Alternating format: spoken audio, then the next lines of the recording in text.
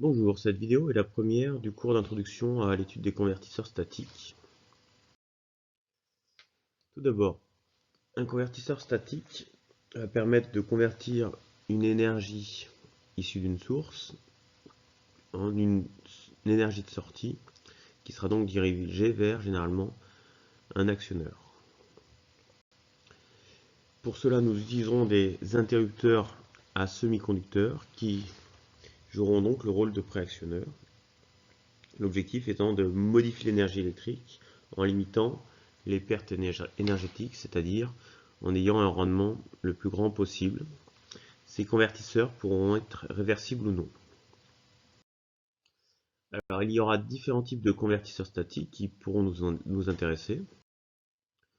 Le premier, qui va permettre de convertir une énergie électrique continue en une seconde énergie, elle aussi continue, que l'on appellera les hacheurs.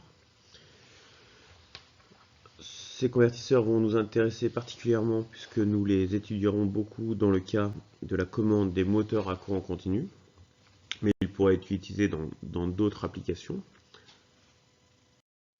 Les redresseurs qui permettent de passer d'une énergie alternative à une énergie électrique continue.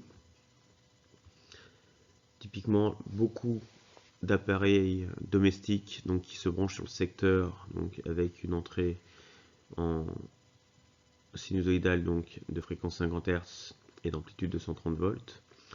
Pour par exemple commander des moteurs à courant continu qu'on pourrait trouver dans un sèche-cheveux. Donc on cherche à redresser la tension pour obtenir une valeur moyenne non nulle. Ensuite, les onduleurs qui permettent donc de passer d'une énergie électrique continue à une énergie électrique alternative, donc qui pourront être utilisés pour commander les moteurs à courant alternatif, mais aussi qui sont beaucoup utilisés sur les alimentations de secours lorsque on a une coupure d'électricité et que on utilise des batteries.